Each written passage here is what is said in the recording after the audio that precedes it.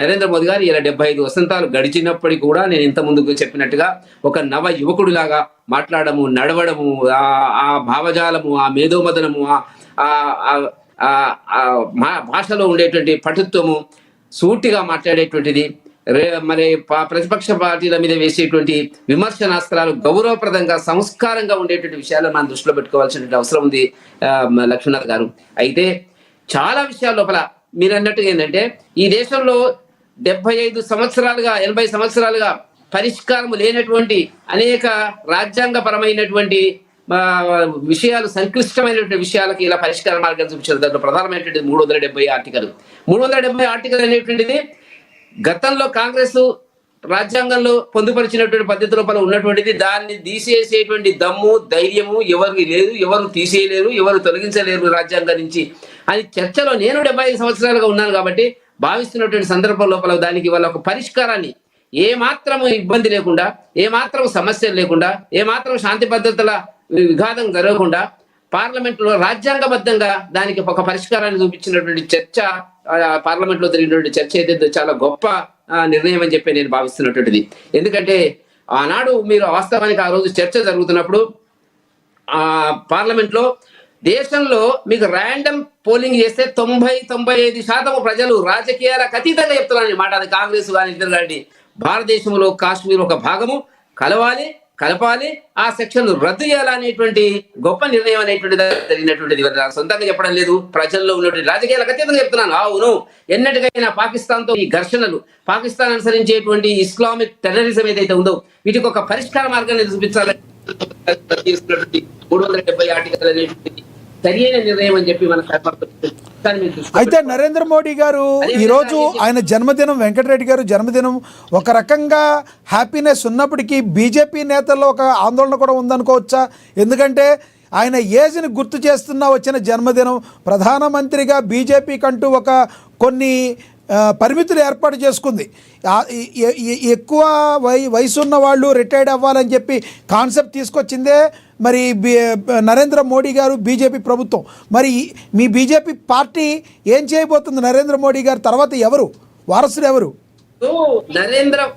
ఒకటి లక్ష్మీనాథ్ గారు, నరేంద్ర మోదీ గారి నాయకత్వాన్ని ఏ రకంగా ఎదుర్కోలేనటువంటి, ధైర్య సాహసాలు లేనటువంటి ప్రతిపక్ష పార్టీలు చేస్తున్నటువంటి విష ప్రచారము 75 సంవత్సరాలు. ఇప్పుడు నేను ఎందుకు చెప్తున్నానంటే 75 సంవత్సరాలు అనేటువంటిది ఒకవేళ ఒక వ్యక్తి తను రాజకీయాల నుంచి కానీ నుంచి కానీ విరమించుకోవాలనుకున్నప్పుడు గతంలో దేశంలో 20 సంవత్సరాలండి, గరిష్ట పరిమితి వయసు 60 సంవత్సరాలు. ఇవాళ అంతర్జాతీయ ఆరోగ్య సంస్థలు ఇస్తున్నటువంటి ప్రకారంగా, ఆరోగ్య సంస్థలు చెప్తున్నటువంటి విషయాల ప్రకారంగా భారతదేశంలో మహిళలకు 74 సంవత్సరాలు సగటు జీవన ప్రమాణము, పురుషులకు 74 సంవత్సరాలు జీవన ప్రమాణము. కాబట్టి 60 సంవత్సరాలు ఉంటే షష్టి పూర్తి చేస్తున్నాం మనం. మన లక్ష్మీనాథ్ గారు షష్టి పూర్తి చేస్తున్నాము. 60 సంవత్సరాలు వెళ్తే మహా గొప్ప అనుకున్నాము.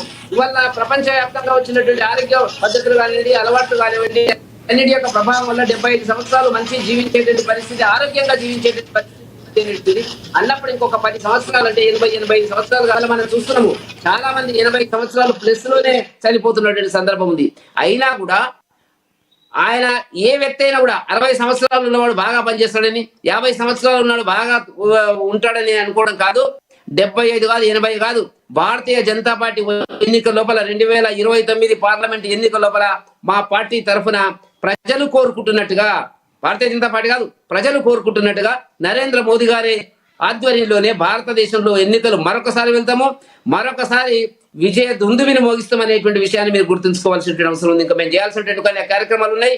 జమిలీ ఎన్నికలు ఉన్నవి, డీలిమిటేషన్ ఉంది, మహిళల రిజర్వేషన్ ఆల్రెడీ వచ్చింది, కుల గణన కూడా చేస్తున్నాం. కాబట్టి దానికి సంబంధించి కూడా రేపు ఒక నిర్ణయం చేసేటువంటి దమ్ము ధైర్యం ఉన్నటువంటి వ్యక్తి కేవలం ఈ దేశంలో ఉన్నారంటే అంటున్నారు కదా. ఇవాళ కులగణన, బీసీలకు సంబంధించినటువంటి విషయాలు మీద మాట్లాడుతున్నారు కదా.